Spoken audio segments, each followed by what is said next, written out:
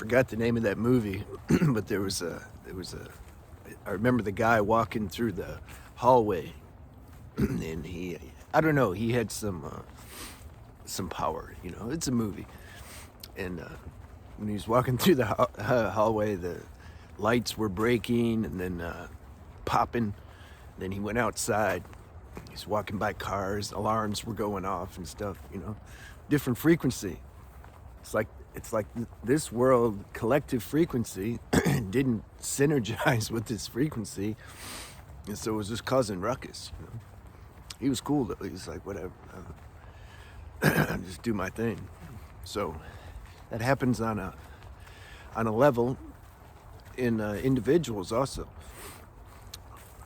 You'll pass by a group of people, or worse, you'll have to talk to them or something about something, and they get rattled.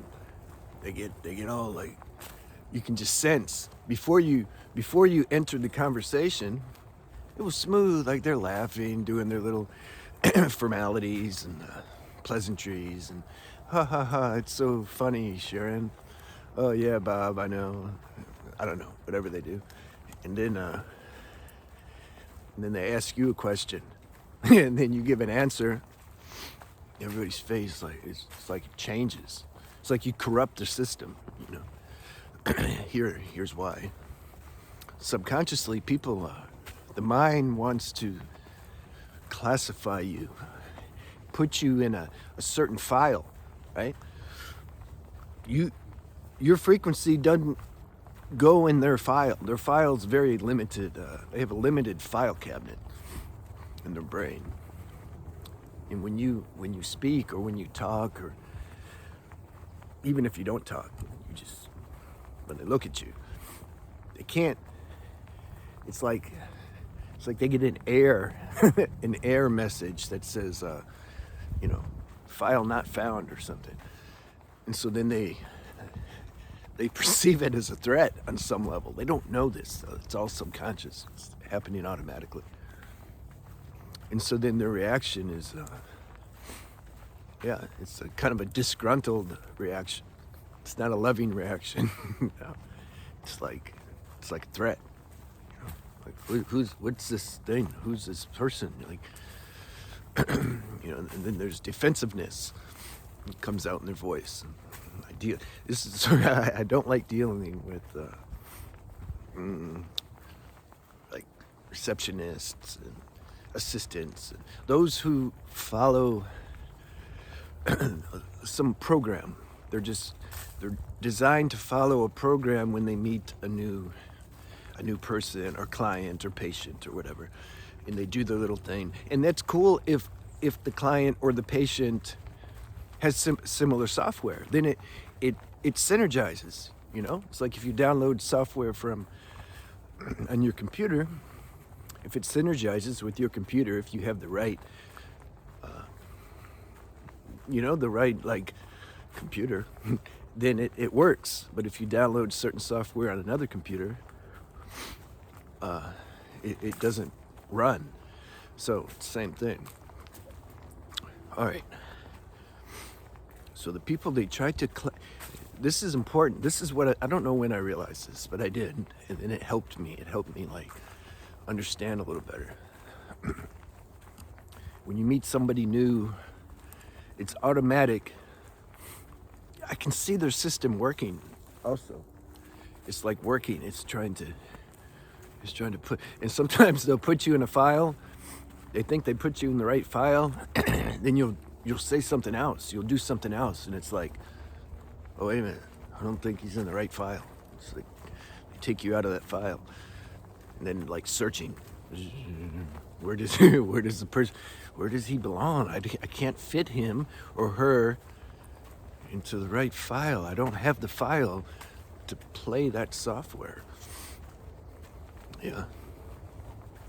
I used to tell people the average person, average person I don't meet, but those who, it's cold out, by the way, so I'm a little cold. Pick that up in my voice. If people who are a little more advanced, I'd say it would take them a couple years, take them a good 2 years to finally, if the destiny is such that we even continue to see each other for 2 whole years. That's a long time. But if the cross currents and the universe wants to work that out, then we will. It's not my business or anyone else's business. It's God's running the show, you know. But it usually takes a couple years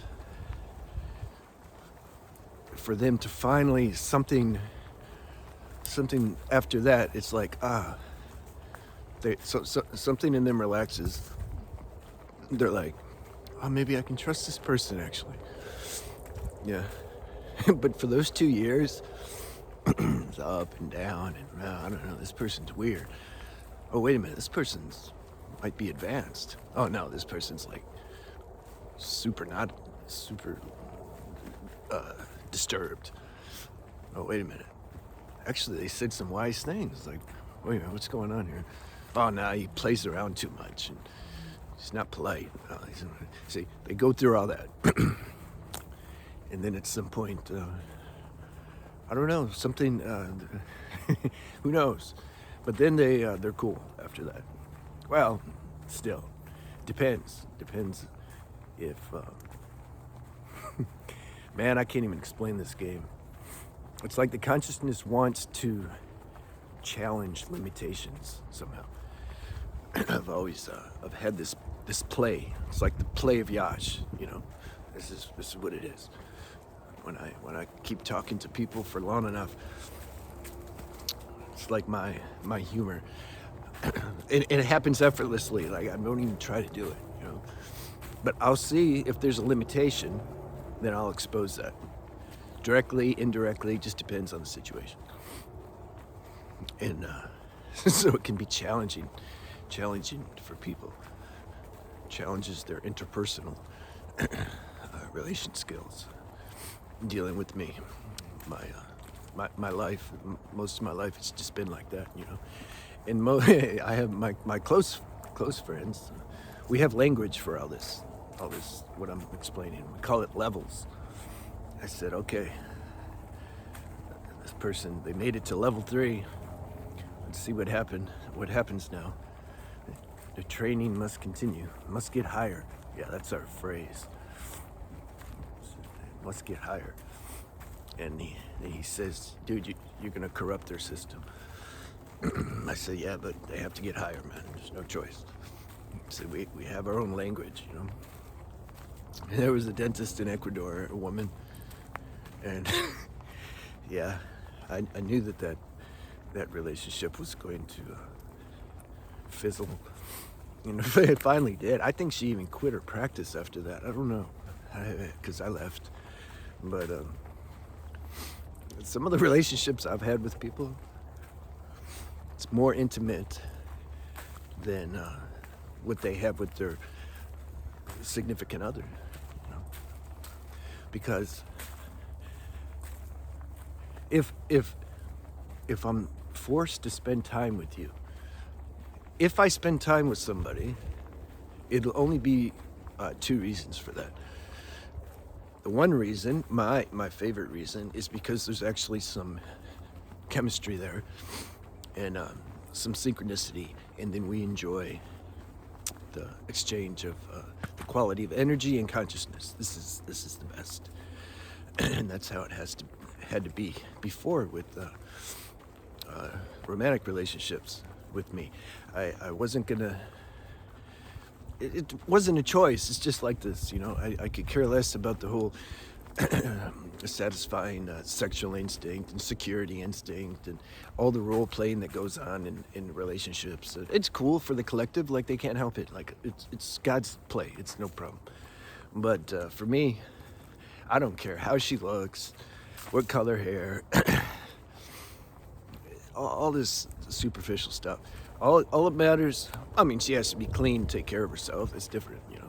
But I've never cared. Like, what's her ethnicity? What color hair does she have? What's her eye? What's her bust size? What you know? Like, who cares? Like, who cares? Like, I don't know. I don't know how to care. It all came down to Can we relate energetically? Do we have mental affinity and spiritual attraction? Is the consciousness there? Does the consciousness enjoy speaking with consciousness? This is the primary thing, you know. And so, I'm just going to talk. There's two aspects. And you know how it is. I forget sometimes. So, but let's see where it goes. So, those relationships. Here's the thing. The consciousness wants to, oh yeah, remember I was talking about the two reasons why I would end up spending like personal time with somebody. And that's the main reason. There's some attraction energetically and to the quality of consciousness. This is my favorite reason. Now, my least favorite reason why I would have to spend time with somebody, this is challenging. Telling my friend, like, this is this is one of the things I don't enjoy about being on the planet. When you're on a planet with 85-90% people who have obsolete software, they can't run the higher software. When somebody brings the higher software, it gets corrupted. But you need them for some practical reason. They're your dentist, they're your doctor. The job you work at, your boss, your coworkers, your family, whatever. See, military. Oh yeah, that was something. Oh yeah, I keep forgetting to say my books are out. So I talk about that in my autobiography book. That book is out now, and also I have a book about preserving your sexual energy. It's probably guys are going to get into it more, but the same principles apply to women also. So yeah, if you're interested in that, you can see my website. And also my psychedelic book will be out probably next month. It's going to be a good one. And then the True Health book. After that, I talk about diet and fasting and practical health style habits. And then the next book, I tie it all together. It's a spiritual book, but it's a raw spiritual book, not this love and light and, whatever. So when I have to deal with somebody on a personal level, and I don't want to deal with them, but you have to because of karma, it's circumstantial, that's my least favorite. But still, this is what I want to say. Still, I don't know how to just do formalities and pleasantries. It's not in me. God doesn't express that way. So I'm gonna shoot you straight, even if we're no matter what, if I'm having to spend personal time with you, we're gonna end up getting closer, or the relationship is gonna end. Period. Now, when it's with the second category of people, which is people that they don't have the software to run the program, but yet I need them, almost always the relationship will end. Sometimes, though, it transforms.